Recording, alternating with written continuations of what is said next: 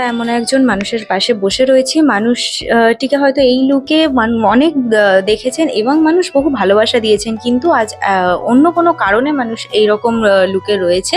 আমাদের সবার প্রিয় পায়েলদি। পায়েলদি, এরকম লুক কেন? আজকে কনসে আলোর স্বপ্ন নিয়ে একটা প্রোমো শুট হচ্ছে, যেখানে আলোকে একটা নতুন রূপে দেখা যাবে। এবার যখন এই নতুন রূপটা আসছে, তখনই এই সাজ পোশাক দেখে মানুষের একটা ভ্রান্ত ধারণা হতে পারে যে আলোকে হয়তো মা আশীর্বাদ করছেন, আলোর মধ্যে একটা অলৌকিক শক্তি এসে যাচ্ছে।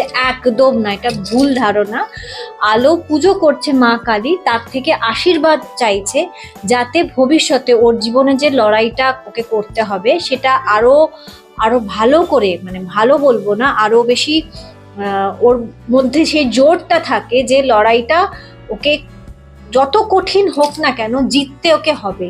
আর সেই যে লড়াইটা, সেটা একটা অদ্ভুত লড়াই, মানে বাড়িতে একরকমের লড়াই হচ্ছে, সমাজে একরকম লড়াই হচ্ছে। তো এই দুটোকে মিলিয়ে আলো কিভাবে জয়ী হচ্ছে সেটাই আর কি দেখার বিষয়। একদম অন্য রকম একটা সাজ, যেখানে একদম দেবী দেবী একটা সাজ। তো এটা কি ওই মা কালী ভর করছে এরকমই একটা ভাব?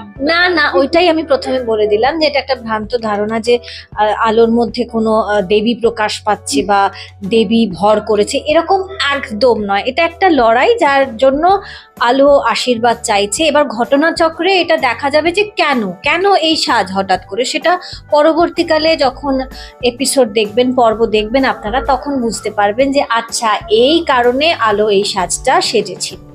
আচ্ছা, এই মানে আমরা দেখতে পাই যে এটা একটা প্রোমো শুট, খুব কিছু সেকেন্ডের একটা প্রোমো শুট, এর পিছনে একটা বিশাল বড় খাটনি থাকে। 30 সেকেন্ডের শুট হয়, কিন্তু 30 সেকেন্ডের জন্য প্রায় 7 ঘন্টা কি 8 ঘন্টা একটা লড়াই চলে ক্যামেরার পিছনে। মানে সেটা সাজ পোশাক হোক, লাইট হোক। এখন বাইরে যদি তোমরা দেখো, সেটটা তৈরি হয়েছে, সেটা কিন্তু তৈরি করতে হয়েছে, এবং এই ডে লাইট পড়ার পরে লাইটটা সেট করতে হয়েছে। তো সবটাই সময় সাপেক্ষ ব্যাপার, অনেক ধৈর্য নিয়ে, অনেক পরিকল্পনা থাকে, অনেক ক্রিয়েটিভিটি থাকে, সবটা মিলিয়ে একটা সুন্দর প্রোমো তৈরি হয়, যেটা আপনারা টিভির পর্দায় বা মানে কি বলবো, সোশ্যাল মিডিয়ার পর্দায় আপনারা মাত্র 30 সেকেন্ড দেখেন। আসলে সেটা অনেক কঠিন কাজ। আজকে এই প্রোমো শুটটার জার্নিটা কখন থেকে শুরু হয়েছে? আমার কল টাইম ছিল দুপুর 2টোয়, এখন কটা বাজে? 7টা, 7:30 বেজে গেছে। একটা সেগমেন্ট অফ প্রোমো সেটা শুট হয়ে গেছে। এরপরে পরের ধাপটা হবে, যেটা আপনারা ঝাঁ চকচকে ব্যাপারটা দেখতে পাবেন টিভির পর্দায়। আচ্ছা, এই যে যেরকমটা আমি শুরুতেই বললাম যে এই সাজটা তো তুমি আগেও সেজেছো, তো পুরনো কোনো জিনিস মনে পড়ছে এই সাজ? স্মৃতি বলতে আগে প্রত্যেকে আমি নাম ধরেই বলতে পারি যে বেহুলা, মা দুর্গা, এসব চরিত্রে আমাকে দেখা গেছে এরকম সাজ পোশাকে। তো পুরোনো দিনের স্মৃতি নিশ্চয়ই মনে পড়ে, পুরোনো দিনের সাজগুলো মনে পড়ে। তখনকার সাজগুলো বলবো না যে খুব আলাদা ছিল। হ্যাঁ, গায়ের রং পাল্টেছে, এক এক দেবীর এক এক রং, সেটা এখন হয়নি, কারণ তারও বিশেষ কারণ আছে যে হঠাৎ করে কালো করবে কেন, ও তো দেবী নয়, ও তো মানবী। তো সেই কারণে গায়ের রংটা পাল্টায়নি, কিন্তু সাজ পোশাকের মধ্যে মিল আছে। একদমই তাই, মানে সেটা দেখেই বোঝা যাচ্ছে, দর্শকরাও বুঝতে পারবে। আচ্ছা, আরেকটা জিনিস জানতে চাই হচ্ছে, এইরকম সাবেকি সাজ কি সাজা হয় মাঝে মধ্যে? না, আমি না একদম ওই সাজুগুজু একদমই নই। আমি সাদা শাড়ি লাল পাড় পরতে ভীষণ ভালোবাসি। আমি যখন বেরোই, কোনো মিটিংয়ে যাই বা কোথাও একটা অনুষ্ঠান বাড়ি গেলাম, আমি শাড়ি পরি। সাদা শাড়ি লাল পাড়টা ফেভারিট, অন্য রঙও পরি না তা নয়। আমি বলতে লিপস্টিক ব্যবহার করি, বা লিপস্টিক না, অনেক সময় লিপ বাম ব্যবহার করি, কাজল পরি, ছোট্ট একটা টিপ পরি, তারপর বিয়ে বাড়ি বা অনুষ্ঠান বাড়ি বা যেখানে যাওয়ার হোক যাই। মানে দর্শকরা এটা থেকে বুঝে গেল যে আলোর সাজ বা অভিনেত্রী পায়েলদির সাজটা অত্যন্ত ছিমছাম সাদাসিধে সাজ, এর পিছনে কিন্তু কোনো গভীর রহস্য লুকিয়ে থাকে না। একদমই না, আমি খুব একটা সাজুনের নই। আমি মানে শাড়ি যেমন পরি, তার সাথে সাথে জিন্স, টি শার্ট, স্নিকার্স পরেও বেরিয়ে পড়ি। এবার অনেক সময় হয়েছে মেরাককে নিয়ে বেরিয়েছি বিয়ে বাড়িতে, এবার প্রচন্ড দৌড়াঝাঁপ করে, তো শাড়ির তলায় স্নিকার্সও পরেছি। একদমই, মানে শাড়ির তলায় স্নিকার্স একদম মডার্ন একটা আলাদা ভাব দেয়, খুব কমফোর্টেবল হয়। একদমই তাই। এত সুন্দর একটা সাজ, সেটা কি মেরাক এখনো অব্দি দেখেছে? না, এই সাজে ও আমাকে খুব একটা দেখেনি বা চিনতেও পারে না, হাসলে পরে হয়তো বুঝতে পারে। আর আমি ওকে খুব একটা এই সাজটাও দেখাই না, ও যেরকম মাম্মাকে দেখে প্লেন অ্যান্ড সিম্পল, ওটাই ভালো।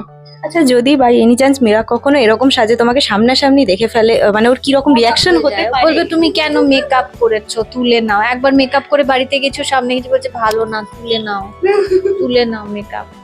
মানে ও একেবারেই ওর মাকে সাজ এরকম অবস্থায় দেখতে পছন্দ করে। রোজ যেরকম দেখে ঘুম থেকে উঠে সেটাই দেখতে পছন্দ করে। মানে খুব সুন্দর, মানে ছিমছাম সাদাসিধে পুরো ব্যাপারটাই আর কি। শেষ করব, দর্শকদেরকে কি বলবে এরকম সাজে এরকম ভাবে দর্শকরা কবে পাবে, কি পাবে সব? কি পাবে সেটা এখন বলবো না, বললে পরে মুশকিল হয়ে যাবে।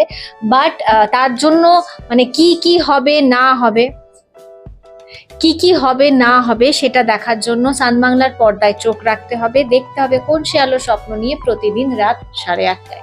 আচ্ছা, আরেকটা জিনিস মনে পড়ে গেল, এই যে জার্নিটাতে পাশে কাকে পাচ্ছ আর পিছনে কে এরকম করছে, মানে এই জিনিসটা কে কারা কারা করছে? আলোর জীবনে সবসময় একটা লড়াই চলে, বাড়িতে হোক বাইরে হোক। পাশে সবসময় অগ্নিদেবকে পেয়েছি, রুদ্র সিংহ রায়। পরিবারের আর কারা ওর পাশে থাকবে সেটা তো সময় বলবে। আপাতত রুদ্র আছে। আজকে কি রুদ্রদার কোনো সিন রয়েছে? না, আপাতত আজকে কোনো সিন শুট হয়নি, এই প্রোমোটাই অনেকটা সময় ধরে হচ্ছে। আজকে ওর সাথে কোনো সিন করিনি। থ্যাংক ইউ এত সুন্দর একটা আড্ডা দেওয়ার জন্য, আর বেস্ট অফ লাক তোমার আপকামিং এত সুন্দর সাজের প্রমোটার জন্য। অনেক ধন্যবাদ। Thank you.